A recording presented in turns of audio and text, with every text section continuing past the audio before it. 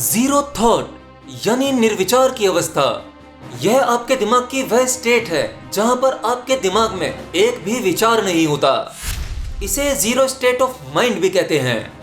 अगर किसी व्यक्ति को यह स्टेट मिल जाती है, यानी अगर आप जीरो थॉट पर चले जाते हैं जहां पर आपके दिमाग में एक भी विचार नहीं होता, तो आप एक असाधारण इंसान हो जाते हैं। आपको अलौकिक शक्तियां मिलने लगती हैं। इसे ऐसे समझो, आपके शरीर का होना यह केवल आपके विचारों की वजह से है। मतलब ये इस शरीर के द्वारा जो जो संभव है, एक फिजिकल स्टेट में आप केवल उतना ही जानते हो।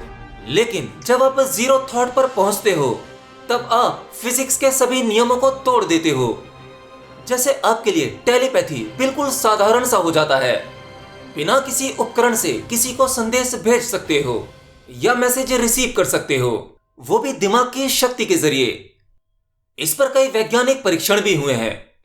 जब कोई साधु जीरो स्टेट ऑफ माइंड में होता है, यानी निर्विचार की अवस्था में होता है, तब डॉक्टरों ने उसे एग्जामिन किया और पाया कि वह व्यक्ति मर चुका है, लेकिन वह जीवित था।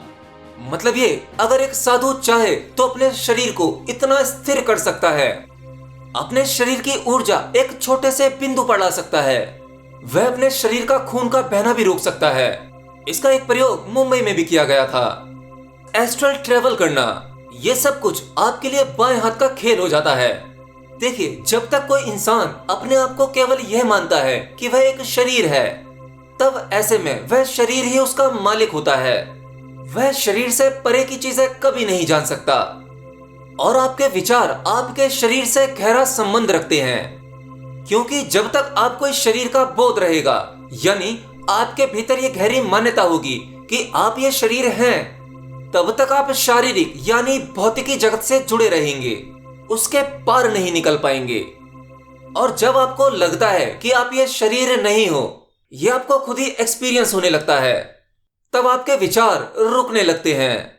आपके विचार और आपके शरीर का संबंध, इनके बीच की कड़ी कमजोर होने लगती है।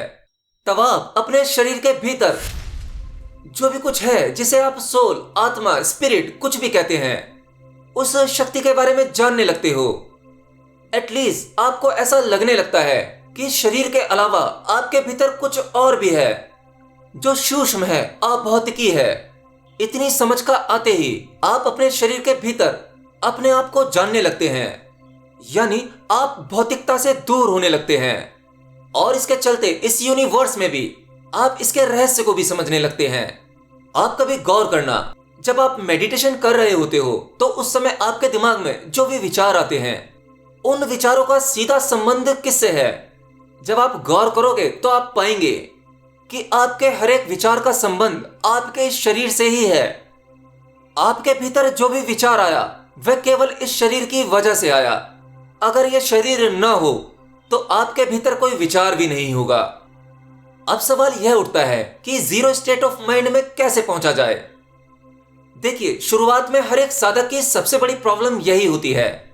जब वो मेडिटेशन करने बैठता है, तो बैठते ही उसको विचार सताने लगते हैं।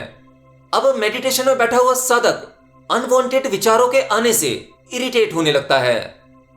अब वह चाहता है कि उसे एक भी विचार नहीं आना चाहिए। बस यही चाहत और विचारों को जन्म देती है। ध्यान में आपको कुछ भी चाहना नहीं है कि जैसे आपको विचार नहीं आना चाहिए। अगर विचार आएंगे तो मेरा ध्यान नहीं लगेगा, तो इससे और विचार आएंगे, और विचार ऐसे जिनका कोई सर पैर नहीं होता। इससे होगा ये, ना तो आपका ध्यान लगेगा और ना ही जीरो स्टेट ऑफ माइंड में आप पहुंच पाएंगे। आपको करना यह है कि आपको कुछ भी नहीं करना है। हाँ, आपने ठीक सुना, ध्यान कुछ करने जैसी चीज नहीं है। आपको जब भी टाइम मिले, आप बस बैठ जाइए, आंखें बंद कर लीजिए और कुछ करने की कोशिश मत कीजिए। बस आपको अपने भीतर डूबना है। आपकी यात्रा आपको जहां भी ले जाती है, बस उसे देखते रहिए। अगर कोई विचार आता है तो उसे आने दीजिए। आपको किसी भी विचार के विरोध में नहीं खड़ा होना है। अगर आप अपने भीतर विश्लेषण करेंगे, लॉजिक ढूंढेंगे, तर्क बिठाएंगे या विचारों से लड़ने की कोशिश करेंगे, तो आप उतने ही उलझते चले जाएंगे। और मैंने कहा था आपको कुछ करना नहीं है, लेकिन आप तो अपने भीतर बहुत कुछ कर रहे हो। आपके भीतर विचार आ रहे हैं, उनका विश्लेषण कर रहे हो कि ये क्यों आ रहे हैं, या ये सोच रहे हो कि मुझे विचार नहीं आने चाहिए, मेरा ध्यान नहीं लग रहा है। आप बैठे थे ध्यान करने जहां आपको कुछ करना ही नहीं था, लेकिन जरा देखो तो सही, आप कितनी सारी चीजें एक साथ करने लगे हो। बाहर से लोग आपको देख रहे होंगे तो कहेंगे ये कुछ नहीं कर रहा, केवल ध्यान कर रहा है। लेकिन आप जानते हो कि आपके भीतर क्या कुछ चल रहा है और कितनी तेजी से चल रहा है। देखिए, जिन लोगों को ध्यान में थॉट्स या विचार ज्यादा ही परेशान करते हैं, उनके लिए भगवान बुद्ध ने एक टेक्निक को खोजा था जिसका नाम है आनापानसति योग, जिसे विपस्सना मेडिटेशन भी कहते हैं, जिसमें आपको केवल अपनी सांसों को देखना होता है। सांसों को इसलिए क्योंकि वह जीवन ऊर्जा है, वही तुम्हारी ईश्वरीय शक्ति है, वह प्राकृतिक है। जब आपको विचार आते हैं और ऐसे में आप अपनी श्वासों को देखने लगते हैं, श्वासों का आना जाना, तो ऐसे में जो शक्ति आपके विचार पैदा कर रही थी, अब वही शक्ति आपकी श्वासों को देख रही है। तो इससे आपके विचार एकदम से रुक जाते हैं और आप ध्यान की अवस्था में पहुंच जाते हैं। आप वहां पहुंच जाते हैं जहां आपको कुछ करना ही नहीं था, जहां पर रह जाता है तो केवल आपका होना, आपके भीतरी अस्तित्व का होना, जो इस पूरे यूनिवर्स में फैला हुआ है, आप वही हो। देखिए, ध्यान करना यह केवल एक एक्सरसाइज होती है आपको जीरो स्टेट ऑफ माइंड में पहुंचाने के लिए, या कहें समाधि तक ले जाने के लिए। समाधि और zero state of mind same अवस्था होती है, और जब कोई साधक ध्यान करता रहता है तो वह खुद ही एक्सपीरियंस कर पाता है। कुछ दिनों के ध्यान के बाद उसे बीच बीच में जीरो स्टेट ऑफ माइंड की अवस्था मिलने लगती है। शुरुआत में ये एक्सपीरियंस या कहें ये अवस्था बहुत लंबे समय तक के लिए नहीं मिलती, ये कुछ सेकंड्स के लिए मिलती है। अगर आप आधे एक घंटे ध्यान में बैठे हुए हैं तो उस टाइमिंग पीरियड में जीरो स्टेट ऑफ माइंड आपको केवल कुछ सेकंड के लिए बीच बीच में घट सकता है, उसके बाद ये बढ़ता चला जाता है। जब मैं शुरुआत में ध्यान करता था तो मुझे काफी प्रॉब्लम्स होती थी। जैसे मैं ध्यान में बैठा हुआ हूं और मुझे खुजली होने लगी, फिर कभी मच्छर लगने लगे, कई बार तो एक मक्खी बहुत परेशान करने लगती थी।